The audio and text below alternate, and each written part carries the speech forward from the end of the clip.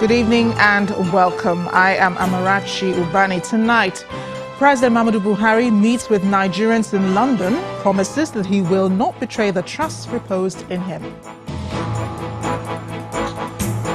Northern elder statesmen criticize leaders from the north for failing to develop the region despite the opportunities they have had.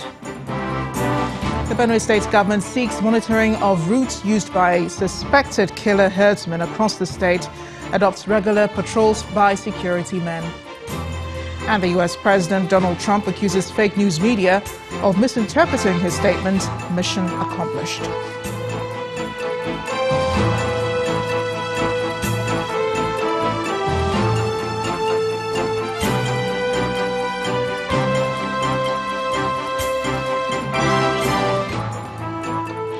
We begin tonight with the president's assurances that he will not betray the confidence reposed in him by Nigerians. The president made this promise while interacting with some Nigerians in the UK under the aegis of the Buhari Diaspora Support Organization. The president also received the national leader of the All Progressives Congress, Bola Tinubu, whom he met behind closed doors. He said he was impressed by the contribution of the Nigerians, whom he notes are defending the country, displaying courage and sacrifice. President Buhari, however, notes that he would have done better than he is doing had he access to more resources. According to the president, failure of some of the leadership we've had in the past led to our not being able to capitalize on resources to improve the lot of the people. If they had used 50% of the money we made when oil prices went as high as $143 per barrel and stabilized at $100 with production at 2.1 million barrels per day for many years, Nigerians would have minded their businesses.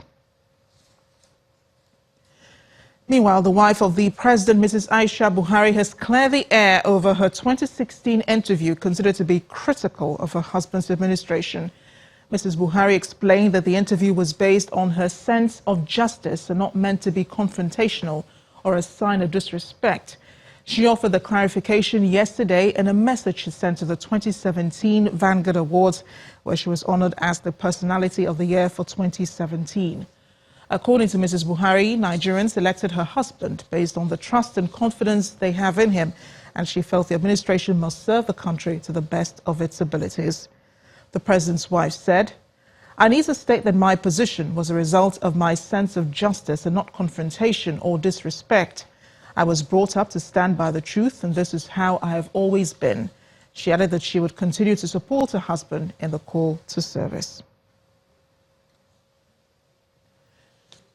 In other news, northern Nigerian political leaders have been criticized for failing to bring development to the region despite the opportunities they have had.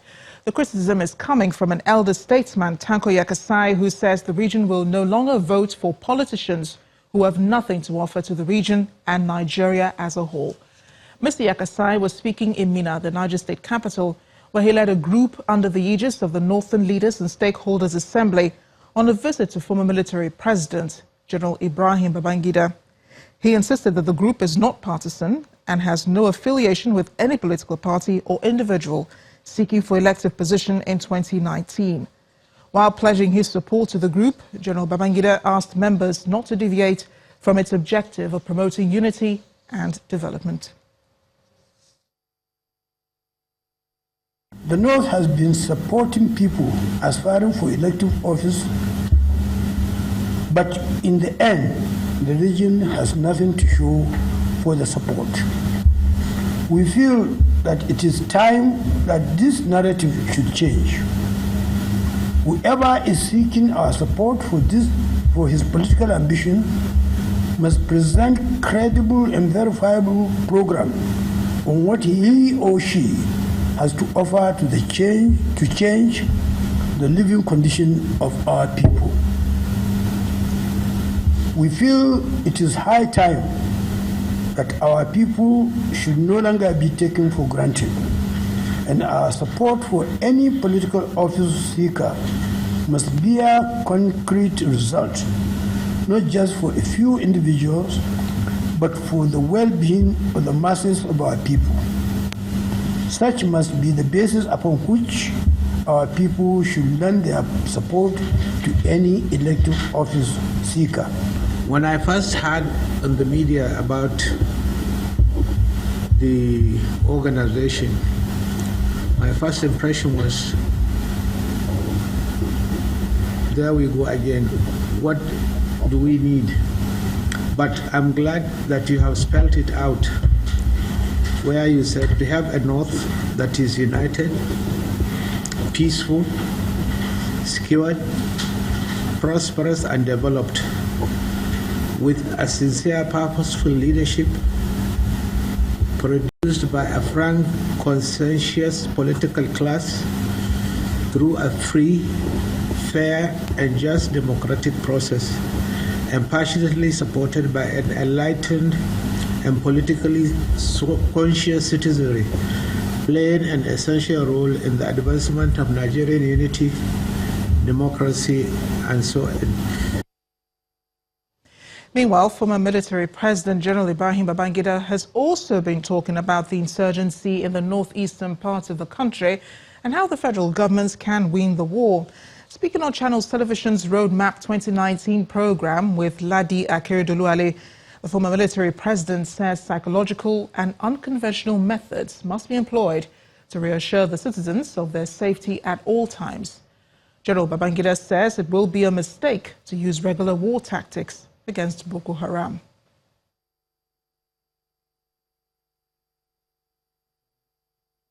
First of all, you have to understand the concept, how they operate that way. And once you do that, important places, you have to keep them well protected. Where there are a lot of people, have got to be secured, and so on.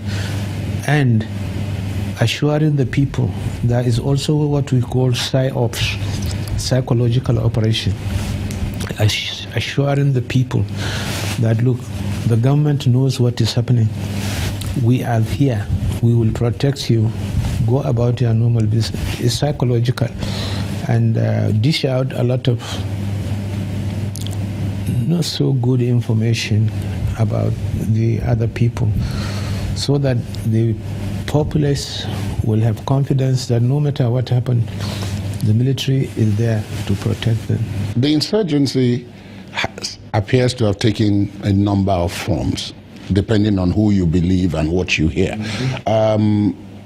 What started off, for example, as simple clashes between farmers and herdsmen has snowballed into a much bigger crisis, and we're told that it's simply an extension of the insurgency. Now, whether that is true or false, again, that seems to be an entirely different kind of security challenge. How do you think that can be handled? What we tend to forget is that the insurgents have also got tacticians or people who think for them. And once they do that, then you have a problem. You have to find a way of countering that the tactic. Yeah, the information they dish out. I think there is no way other than good equipment, good training, psychological operations. That's all we need to do. You can watch the full interview with General Babangida on Roadmap. It airs tomorrow, Monday at 9 p.m. Malala community is one of the 11 wards that make up Chibok local government of Borno State. Like most communities in Chibok, Malala shares the loss of the 219 girls taken away. The first girl ever to surface 2 years after the abduction is a native of the town.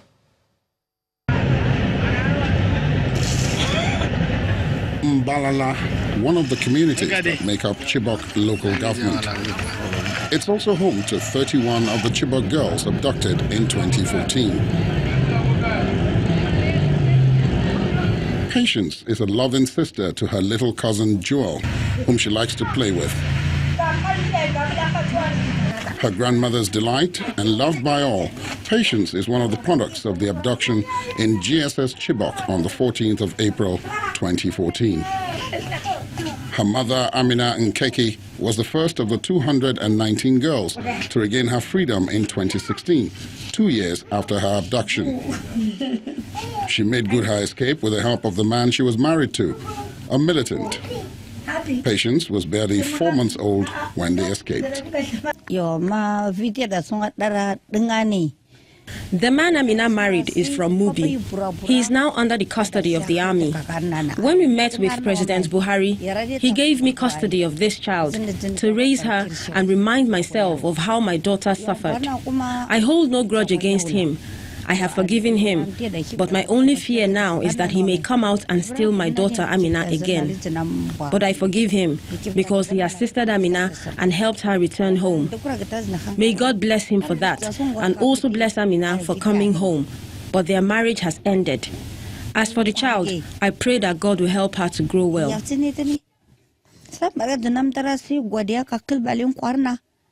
A few meters away from Amina's family compound is where Dauda Yarma and his wife live.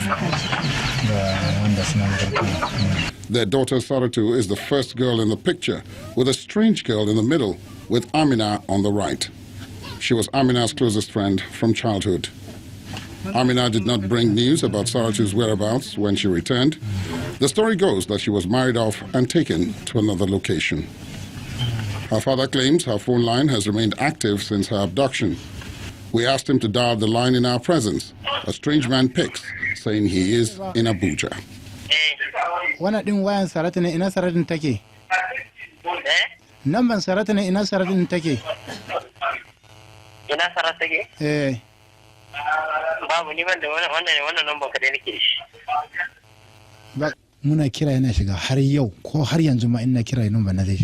Till this day, this girl's number still connects when we call her. Even now, if I dial it, it will ring. The man that picks tells me she is his wife, and there's nothing I can do. We know it's your daughter, but do you know who I am? He asked me. He says he's Amir, and I should never call the line again. He even threatened me when I persisted, and I asked, how would he get me? For Saratu's mother, any opportunity to talk about her daughter is an emotional outlet to pour out her heart. All she wants is her daughter back and alive too. We hope God will make the rescue of our daughters happen peacefully. We are pleading with the government to help us because we are in endless sorrow, such that even if I die today, I am sure I will be crying from the grave. We hope God brings all of them back safe. Chairman of the Chibok Parents Association says the renewed despair is due to the recent rescue of the Dapchi school girls. When they shows the Dapchi girl released on their presence, but their own is almost 4 years in the hand of Kofto, they start crying very seriously and up to death. These parents, they are not okay. They are not okay. Seriously, you will come across them when you go around, you will see them. In fact, really, the parents is pitiful, is so pitiful. Some refuse to eat in these few days after the release of that Chikia. After hearing the news that Leah has been hosting because she is a Christian. And some of, the Chibok girl, almost all of them are Christians, and some start thinking that, okay, that's the reason why our own is not has not been released. 31 of the 219 abducted girls are from Mbalala ward, but 10 of the 31 girls have been reunited with their families following the federal government's negotiated arrangements. Today in Mbalala, even boys would rather attend day schools from the neighboring towns as against boarding schools. They ride long distances on their bicycles. Life has gradually returned to normal. In their collective pain, they can only hope for the best. We continue to pray for the return of the girls. In part 2, after the break, we take a look at the security situation in the North Central. We've been joined by military experts to throw more light on that. Stay with us.